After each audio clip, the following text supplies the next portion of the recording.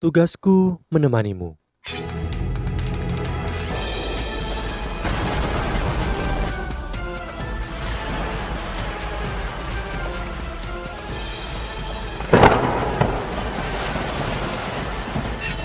Hai sahabat Pasuk, kembali lagi bersama alur cerita versi novel Solen 2 Sekte Tang yang tak tertandingi. Jangan lupa like, subscribe, dan nyalakan tanda lonceng. Mari kita lanjutkan. Terlalu lemah. Ini terlalu tragis, sangat menyedihkan. Berapa banyak lagi segel yang harus saya tanamkan kepadanya sebelum tubuhnya yang lemah dapat menopang saya. Sangat sulit untuk menjadi cincin jiwa yang cerdas. Ketika Koko melamun telah melonjak ke arah Wu Yu Hao, lapisan energi telah menyebar dari tubuhnya. Gelombang energi spiritual yang mengerikan ini hampir secara instan mencakup semuanya dalam jarak 100 mil. Ketika energi spiritual menyebar, Tangya dan Bebe yang telah mempercepat untuk mengejar Wu Yu Hao, mereka segera jatuh ke dalam keadaan lesu sesaat. Meskipun serangan spiritual itu tidak terlalu merusak, itu masih menyebabkan semua makhluk hidup kehilangan kemampuan untuk berpikir dalam waktu yang singkat. Pada saat ini, sebagian besar wilayah hutan Stardo menjadi sangat sunyi. Sebelumnya, langit sangat cerah dan cerah. Namun, tiba-tiba gelap dan ledakan seperti petir bergema di udara. Saat itu juga, sinar cahaya matahari yang cemerlang tiba-tiba tertutup oleh kegelapan. Kemudian, tekanan yang sangat besar yang menyebabkan seseorang bahkan tidak bisa bernapas turun dari langit. Ketika ledakan seperti guntur bergema di udara, tubuh Koko Melamun yang besar yang saat ini mencoba untuk bergabung dengan tubuh Wu Yu Hao bergetar keras untuk sesaat. Mata kecil keemasannya memandang ke atas langit dan pandangan ketakutan segera muncul di dalam diri mereka. Di dalam ekspresi ketakutan itu juga ada rasa terkejut. Tekanan di langit jelas tidak mempengaruhinya, tapi itu melebihi pengetahuannya. Aliran udara abu-abu turun dari langit, seolah-olah kekuatan yang sangat besar menariknya ke bawah. Setelah hanya sesaat, itu mendarat di bawah kepala Wu Yu Hao dan diam-diam memasukinya. Siapa yang berani bertarung denganku? Koko Melamun sangat marah. Energi spiritual yang besar segera muncul dalam upaya untuk mengusir aliran udara abu-abu dari tubuh Wu Yu Hao. Sosok yang sangat buram muncul di belakang Wu Yu Hao dan sebuah suara tua dengan implikasi yang sulit digambarkan bergema. Tangan menggenggam matahari dan bulan dan juga memetik bintang-bintang. Dunia ini tidak memiliki orang seperti saya. Saya tidak berpikir bahwa orang tua ini akan memiliki jejak sisa roh yang tersisa yang masih ada di sini. Sosok samar-samar dan ilusi tampaknya tidak terpengaruh oleh serangan spiritual Koko Melamun yang sangat kuat. Ia menghilang ke belakang kepala Wu Yu Hao. Koko Melamun tidak berani memperkuat serangan spiritualnya lagi karena jejak darah sudah mulai meresap dari 7 lubang Wu Yu Hao. Dia menemukan bahwa setelah aliran udara abu-abu masuki pikiran Wu Yu Hao, itu segera berubah menjadi mutiara abu-abu seukuran kedelai. Kemudian itu menjadi sunyi. Itu tidak bertentangan dengan energi spiritualnya, juga tidak dapat mempengaruhinya dengan kekuatannya. Aku tidak mungkin sesial ini. Sangat sulit untuk menemukan manusia tipe spiritual. Tetapi seorang bajingan ini ingin merebutnya dariku. Apakah surga cemburu pada seseorang jenius seperti saya? Saudara ini sangat menyedihkan. Meskipun dia saat ini menyuarakan keluhannya, gerakannya tidak melambat sama sekali. Cahaya putih yang pekat berangsur-angsur memadat dan mengaliri ke dalam tubuh Wu Yu Hao. Sementara tubuh ulat salju melamun atau Koko Melamun secara bertahap berubah lebih transparan selama proses dan dengan cepat volumenya berkurang. Sudah tidak ada jalan untuk kembali. Sejak saat dia mulai menuangkan energinya ke tubuh Wu Yu Hao, tubuh Wu Yu Hao telah berubah sepenuhnya menjadi putih giok dan menyerupai penampilan sebelumnya dari Koko Melamun. Luka bahunya pulih dengan kecepatan yang terlihat dengan mata telanjang. Wahahaha. Tidak peduli bagaimana kamu mengatakannya, saudara ini akhirnya bebas. Kamu bajingan yang menganggapku makanan tidak lagi punya kesempatan. Hahaha. Suara Koko Melamun yang jelas-jelas senang dengan dirinya sendiri perlahan-lahan berubah semakin lembut. Energi spiritual besar yang sebelumnya mencakup 100 mil terus menyusut dengan kecepatan yang menakutkan. Kemudian secara bertahap menghilang. Beberapa aura mengerikan dari kedalaman hutan Stardo secara bertahap mengeluarkan energi keras, seolah-olah mereka merasakan sesuatu. Namun mereka ditakdirkan untuk tidak berhasil dalam usaha mereka. Ketika suara Koko Melamun telah benar-benar menghilang, lingkaran cahaya putih giok muncul tanpa suara di bawah tubuh Wu Yuhao. Setelah berputar-putar di sekitar tubuhnya 3 kali, cahayanya redup dan seluruh lingkaran cahaya bergabung ke tubuhnya, menghilang tanpa jejak. Wu Yuhao tidak tahu itu, sementara dia tidak sadar dia berhasil mendapatkan cincin jiwa pertamanya. Selain itu, ini adalah cincin jiwa yang benar-benar tak tertandingi dan unik di benua dulu. Warna putih giok secara bertahap memudar dari tubuh Wu Yuhao dan lapisan biru es mulai muncul di bawah kulitnya. Ini berlangsung kira-kira 10 detik sebelum secara bertahap meredup dan mengembalikan warna asli kulitnya. Kemudian tubuhnya miring, menyebabkan dia jatuh ke pohon yang sebelumnya bersandar padanya. Sebuah selaput putih tipis yang memiliki kilau keemasan samar tanpa suara naik ke udara sebelum dengan cepat menyusut dan membentuk bola yang menghilang di dalam hati Wu Yuhao. Tidak ada jejak aura Koko melamun setelah itu. Lubang besar di jalan sudah ditutup kembali, dan kecuali Wu Yuhao yang runtuh, babon yang terbunuh olehnya memiliki mayat yang tersisa di tanah. Segala sesuatu yang lain juga tampaknya telah kembali pulih ke keadaan normal. Tidak lama kemudian, dua sosok berlari sangat cepat. Sesosok menangis dan langsung dipercepat. Dia melesat ke tubuh Wu Yuhao dan berhenti di sampingnya. Kita terlambat.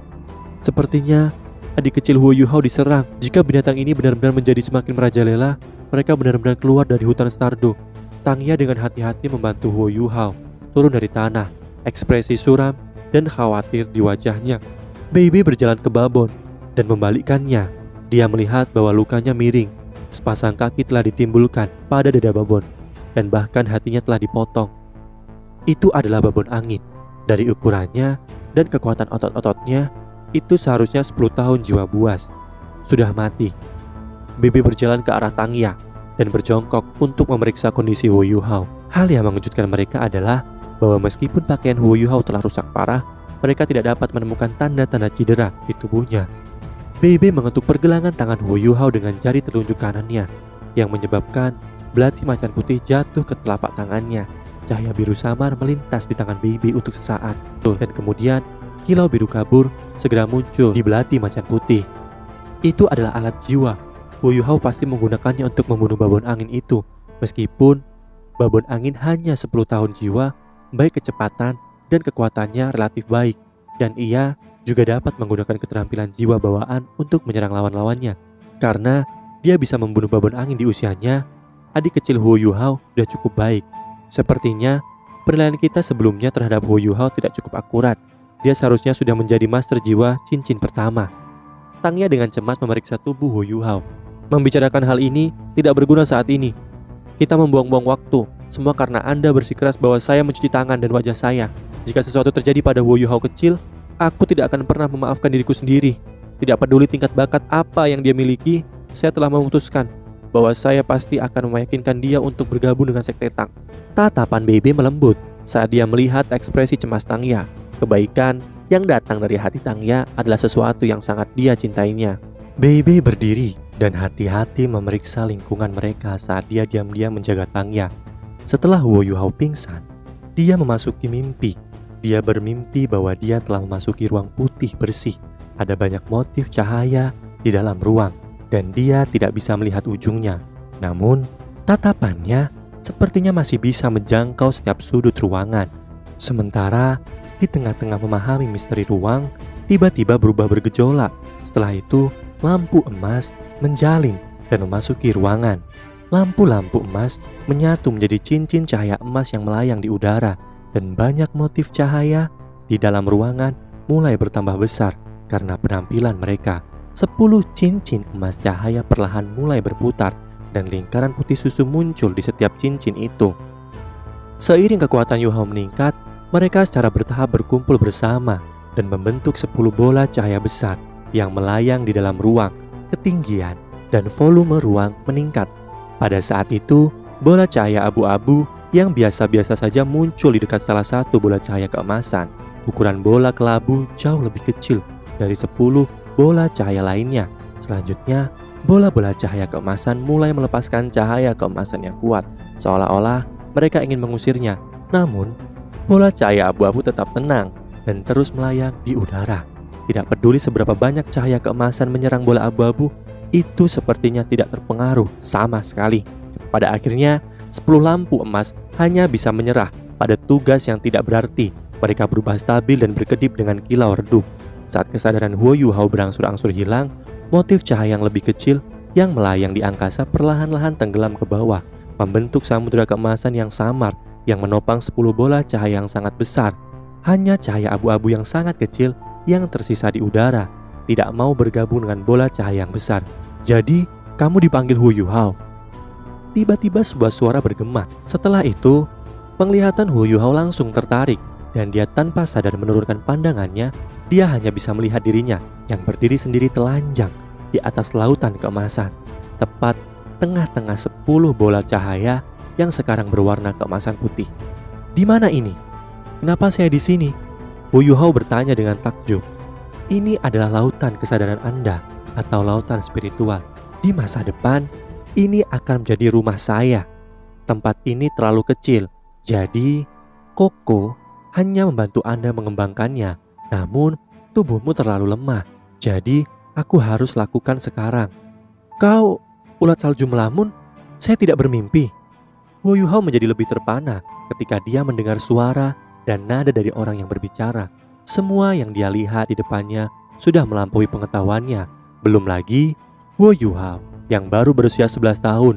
Bahkan orang dewasa akan terkejut sampai mereka gemetaran, ketakutan jika mereka berhadapan dengan pandangan yang begitu ajaib.